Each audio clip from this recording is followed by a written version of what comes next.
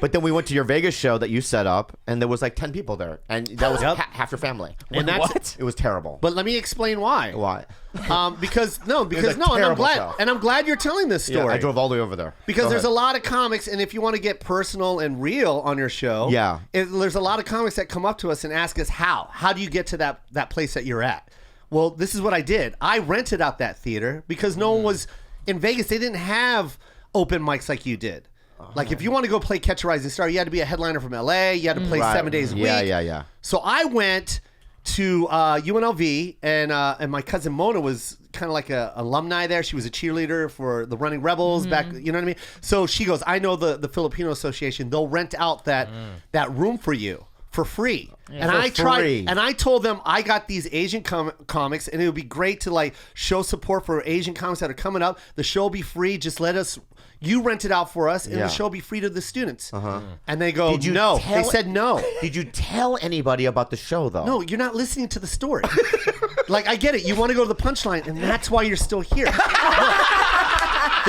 You have to set it up slowly. I know. Set it up slowly. You're right. You're right. To storytelling. I'm still learning. I understand, bro. Yeah. But there's an art form to storytelling. Yeah. You got to really give it All a right, little. I'll give it a shot. There's ingredients involved. Go ahead. Don't just go for the turkey's butthole. You got to put stuffing in it. Do the slow burn. The slow burn. Yeah. So they said no, and it was the Filipino Student Association. They said no to me, and I was like, really? You It don't better wanna get a support big it? laugh at the end of the fucking story, though. No, there is no story. It's just inspirational. All right. Because I'm going to tell you what happened. There better be a payoff. The girl that I was dating, white girl, She was had cute. a friend. She was cute. Yeah, Jennifer. You remember? And she Yeah, I was do. and she had a coworker that was actually going to that school, and he was in a frat. White boy, all white guys. Yeah. And he goes, "I'll rent it out. What's the big deal?" And he signed the waiver.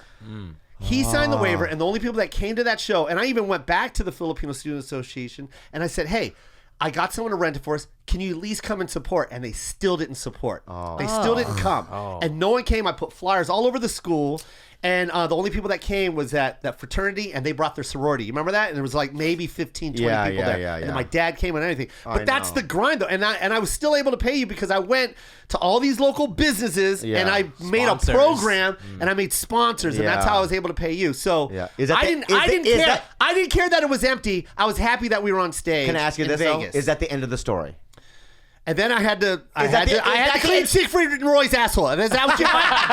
I had to clean. I just Siegfried want to Roy's laugh at asshole. the end, dude. No. Your show should have some kind of inspiration in the middle of the goddamn thing. That's the thing, though.